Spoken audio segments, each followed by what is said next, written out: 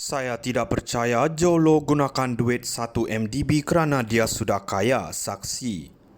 Kuala Lumpur, bekas Peguam 1 Malaysia Development Berhad 1 MDB, Jasmine Lu, memberitahu Mahkamah Tinggi hari ini tidak pernah terlangsung di fikirannya ahli perniagaan dalam buruan Low Tech Joe atau Jolo adalah seorang penipu yang menggunakan dana 1 MDB.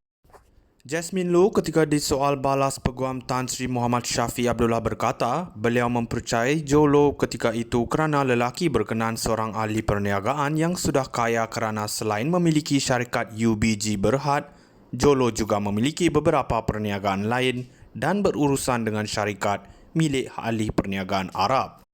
Dalam keterangan sebelum ini, Jasmine berkata beliau pernah bekerja di syarikat UBG dengan gaji bulanan kira-kira RM45,000 termasuk elawan kenderaan, elawan minyak dan elawan perjalanan bermula 1 Januari 2009 hingga April 2011.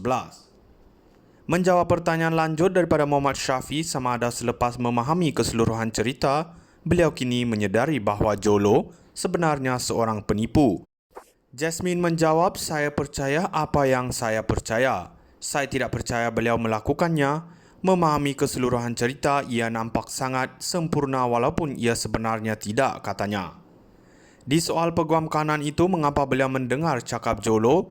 Jasmine berkata beliau diindoktrinisasikan oleh bekas Ketua Pegawai Eksekutif 1 MDB, Datuk Syarul Azral Ibrahim Halmi dan melalui pemerhatiannya bahawa lelaki tersebut Jolo adalah jurucakap Datuk Seri Najib Razak.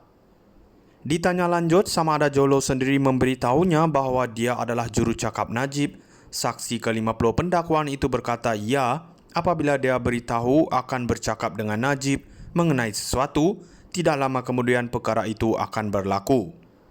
Katanya Syarul Azral tidak menyatakan dalam erti kata sebenar bahawa Jolo adalah suara Najib dan Jolo sendiri tidak menyatakan beliau adalah imej kepada Najib. Muhammad Syafi kemudian mencadangkan bahawa kenyataan itu dianggap sebagai kabar angin dan tiada bukti nyata untuk menyatakan sokongan itu. Bagaimanapun saksi tetap dengan pendiriannya dengan menyatakan ia juga adalah berdasarkan pemerhatiannya.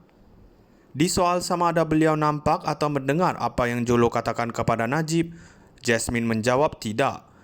Beliau bagaimanapun berkata kadangkala mendengar apa yang dibincangkan antara Syarul Azral dan Jolo. Muhammad Syafi kemudian merujuk kepada data laporan dan pematuhan serta kelulusan yang dibuat Najib bagi projek yang diluluskan pada hari itu dipersetujui oleh Lembaga Pengarah 1 MDB. Peguam itu mencadangkan bahawa ia adalah bukan satu kebiasaan bagaimanapun saksi tidak bersetuju.